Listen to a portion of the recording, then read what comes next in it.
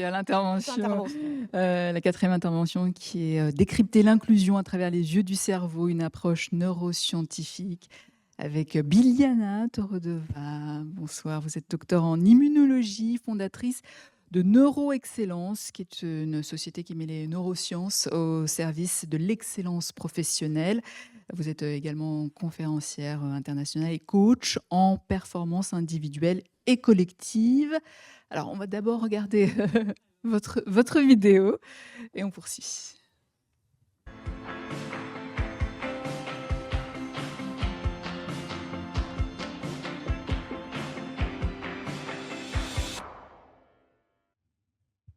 Voilà, courte petite vidéo.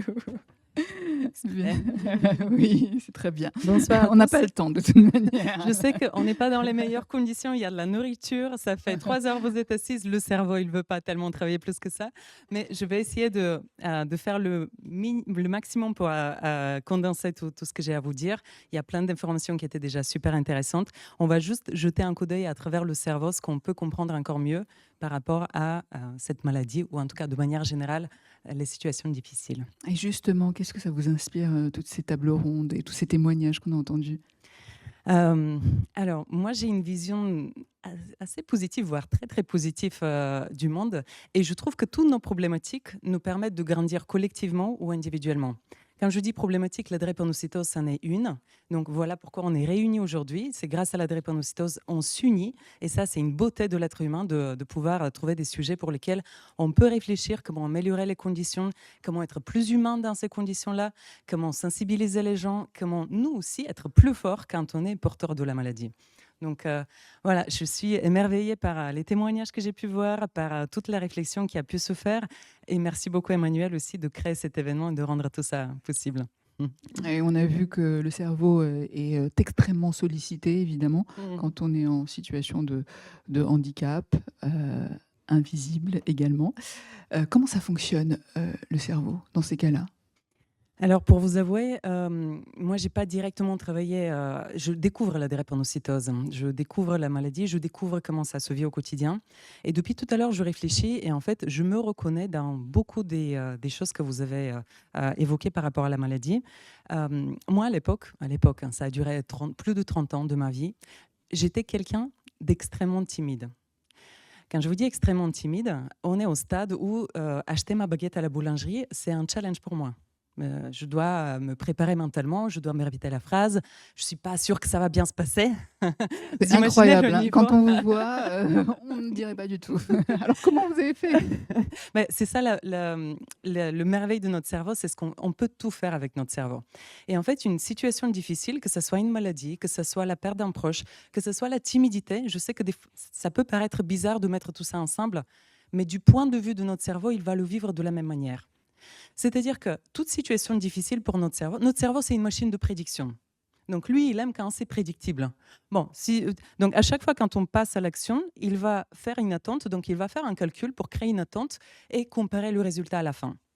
Donc si attente et résultat ne sont pas pareils, soit vous allez avoir une augmentation de dopamine, donc yes, c'est là où vous vous sentez bien, vous célébrez quelque chose, donc on dit on a gagné quelque chose, le cerveau il est content, soit baisse de la dopamine, et là, pas de bol, tu n'as plus de dopamine, donc tu te sens mal et tu vas vivre à l'extrême, on peut aller dans des états de dépression. Donc notre cerveau, c'est un peu binaire, c'est j'ai gagné, j'ai perdu. Dans sa programmation, c'est un peu rigide, d'où le fait qu'on a besoin de le travailler pour qu'il puisse décoincer sa manière de voir les choses et sortir, et surtout vivre les situations imprédictibles, à les vivre bien.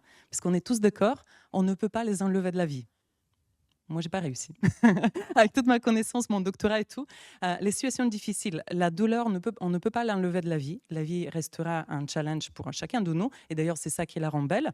Par contre, nous grandissons à travers notre manière d'aborder ces situations difficiles. Et vous allez voir, là, vous voyez l'exemple. Bon, le mien, il est tout petit. La timidité qui est décoincée, c'est possible pour nous tous. Mais il y a des exemples beaucoup plus inspirants que le mien. Comme par exemple, vous avez peut-être certains, vous avez entendu parler de Viktor Frankl. Vous connaissez Viktor Frankl, quelqu'un qui a vécu dans les camps de concentration. C'est lui qui a créé le concept de la résilience. c'est lui qui a réussi dans un camp de concentration nazi de faire vivre à son cerveau quelque chose de positif.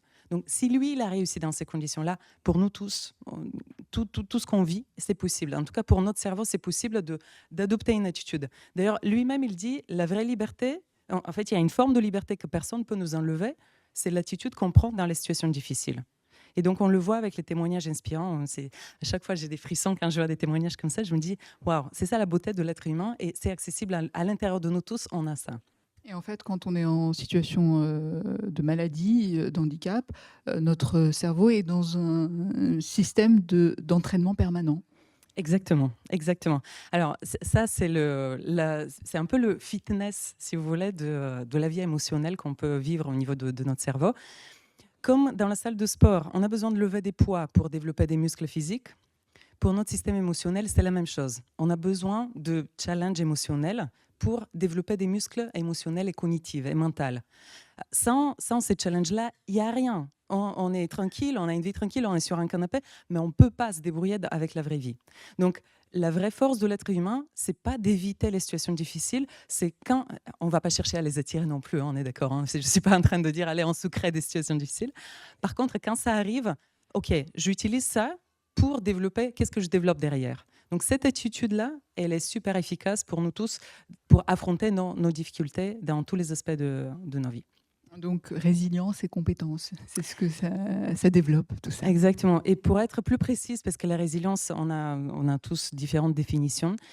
Si vous voulez, quand on affronte une situation difficile, nous tous, on va vivre la même dynamique émotionnelle au niveau de notre cerveau.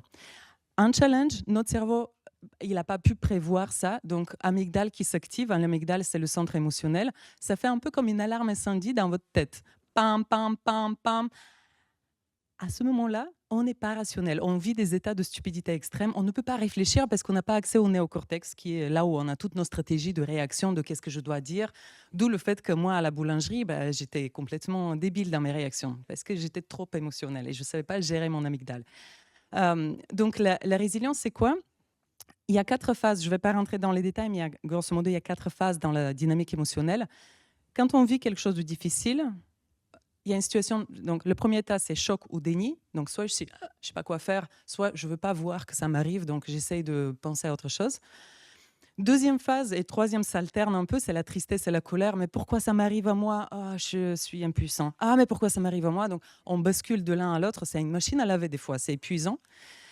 Et la quatrième phase, c'est la phase libératrice, c'est l'acceptation. On a beaucoup mentionné l'acceptation tout à l'heure, donc c'est la porte de sortie de toutes nos situations difficiles.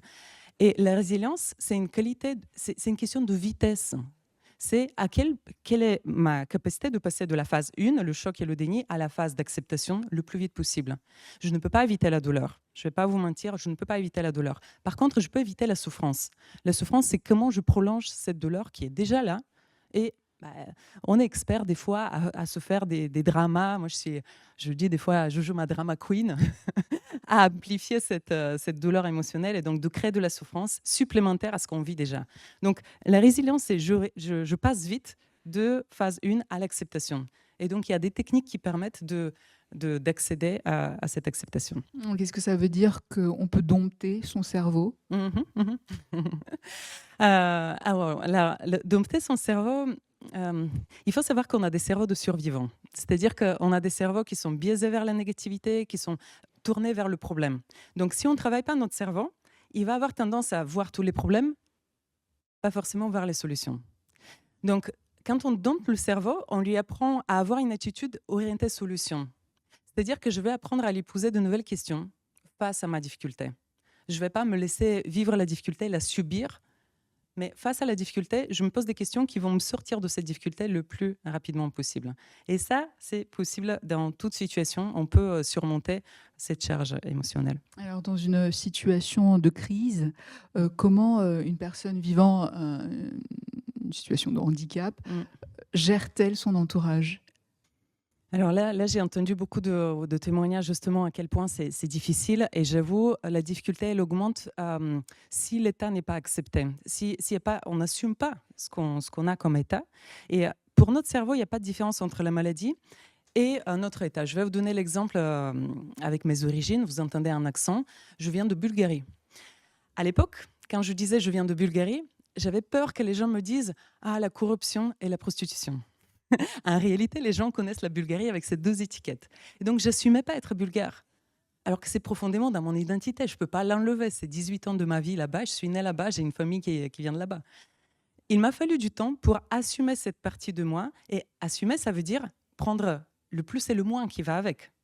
Il y a plein de négatifs de venir d'un pays qui est sous-développé, où il y a vraiment de la corruption. Je ne vais pas vous mentir, la situation elle n'est pas évidente sur plein d'aspects, mais il y a beaucoup de chaleurosité aussi. Il y a plein de choses qui vont bien aussi. Donc notre capacité de voir le plus et le moins à la fois, ça libère le cerveau. Vous voyez le cerveau un peu comme je vous ai dit, il est binaire. De base, il est binaire. Il faut qu'on le travaille pour qu'il puisse voir the big picture. Par exemple, dans une situation de crise comme ça, notre entourage, on aura l'impression qu'il n'est pas empathique envers nous. Ben, nous, on souffre.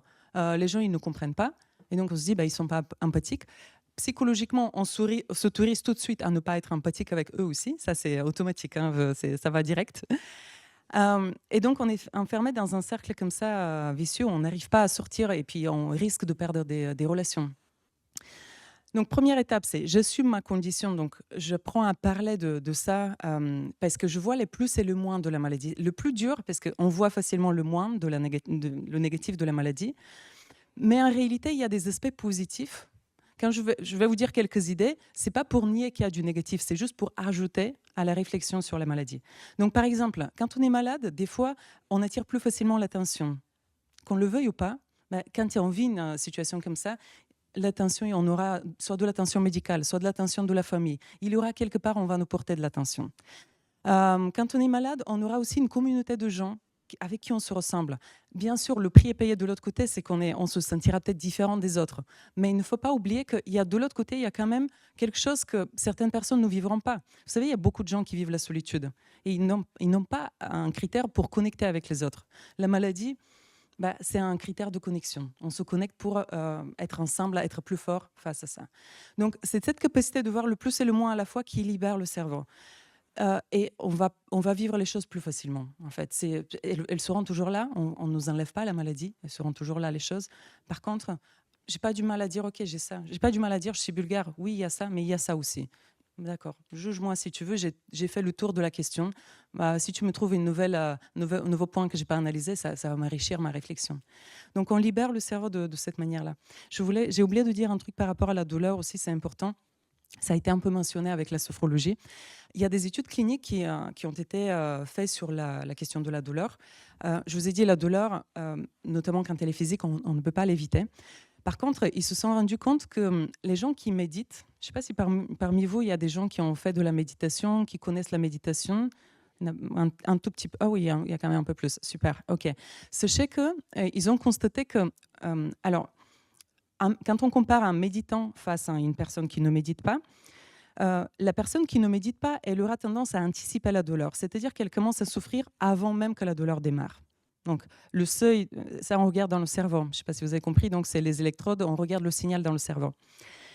La douleur démarre avant la vraie douleur physique, si on pique le corps par exemple. Elle continue pendant la vraie douleur et elle reste longtemps après parce que la personne elle a peur que ça réapparaisse, etc. Donc il y a une vraie prolongation de la douleur quand on est une personne normale et qu'on n'a pas pratiqué la méditation. Les méditants, ça se passe quoi?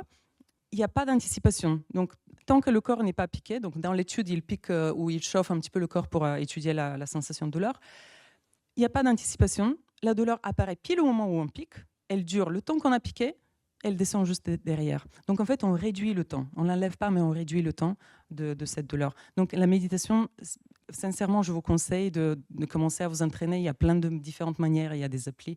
C'est vraiment quelque chose qui va vous aider à gérer votre cerveau face à la douleur. Alors, la méditation, mais aussi le coaching. En quoi le coaching peut-il aider une personne atteinte de maladies chroniques dans le milieu professionnel, notamment? Donc là, il y a plusieurs questions. Je vais aborder d'abord face à la maladie, le cerveau face à la maladie. Avec le coaching, on va s'intéresser plutôt à l'interprétation que le cerveau fera face à la maladie. Donc, on va chercher à... il y a deux éléments, le sens et les stratégies. Le cerveau, il a besoin d'être préparé. Donc, je vous ai dit, c'est une machine de prédiction. Si lui, il a anticipé plein de scénarios, il a plein d'idées de comment réagir quand la situation va arriver, il est tranquille. Donc, on le fait pour les sportifs. quand on est malade, c'est un peu un sportif de haut niveau, émotionnellement parlant. Donc, on s'entraîne à avoir des stratégies de réaction. Dans les ateliers, à mon avis, il y a plein de stratégies comme ça. Les gens, ils s'inspirent les uns des autres. Et dans le coaching, on fera ça, on fera cette préparation en amont pour dire, OK, dans quelle situation tu rencontres un problème, sous quelle forme. Donc, on est très concret, on est contextuel. On voit face à quelle personne ça pose problème. Et donc, la personne, elle apprend à avoir les comportements qui vont la libérer dans cette situation-là. Et le deuxième élément, c'est le sens. Quel sens je donne à ma maladie? Est-ce que c'est peut-être bizarre d'entendre parler du sens de la maladie, mais de quelle manière cette maladie apporte des choses dans ma vie, en termes de relations, en termes de qualité, on a parlé de compétences, en termes d'attitude, en termes de je me connais, je m'assume. La maladie, elle nous pousse à nous connaître mieux, à nous assumer mieux, plus vite.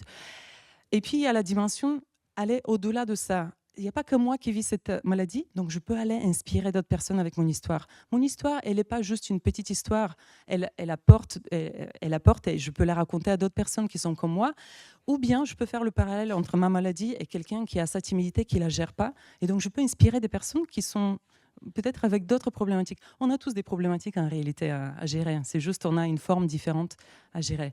Donc moi, ce que j'ai envie de vous dire, c'est que pour notre cerveau, il n'y a rien qui peut l'empêcher de vivre ses rêves. On a tellement de ressources cachées et nos challenges sont là pour révéler ces ressources-là et pour nous reconnecter davantage à nous-mêmes et pour nous rappeler ce qu'on a vraiment envie de vivre. J'ai un ami comme ça, vous le connaissez peut-être, Étienne Klein, il a son émission radio. On lui a découvert son cancer à 30 ans, on lui dit cancer des cordes vocales, on lui dit forme rare, on n'a pas de solution, il te reste 6 mois. Cette annonce-là, ça a été un déclencheur pour lui. À 30 ans, à son époque, on n'écrivait pas de livre. Il se dit, je vais écrire un livre. Donc, il écrit son premier livre à 30 ans. Il se dit, j'ai pas le temps, donc je vais nettoyer mon cercle. S'il y a des gens dans mon cercle qui me sont pas utiles, je vais sélectionner les gens avec qui vraiment je me sens bien. Je me crée une vie qui me correspond. 3-4 mois plus tard, on lui dit qu'il y a une opération possible. Et donc, il est toujours en vie. Il a écrit plein de bouquins. Il a réalisé ses rêves grâce à ce déclencheur qui était pour lui le cancer de ses cordes vocales. Donc, il n'y a rien qui peut nous empêcher, tant que faire profiter de cette beauté de la nature qui est infinie et aller la révéler, la déclencher et montrer aux autres que c'est possible pour eux aussi et leur donner l'espoir. Merci Biliana Torodova. Je rappelle que vous êtes fondatrice de Neuro-Excellence, conférencière internationale et coach en performance individuelle et collective. Et on poursuit Merci avec... à vous. Merci Emmanuel.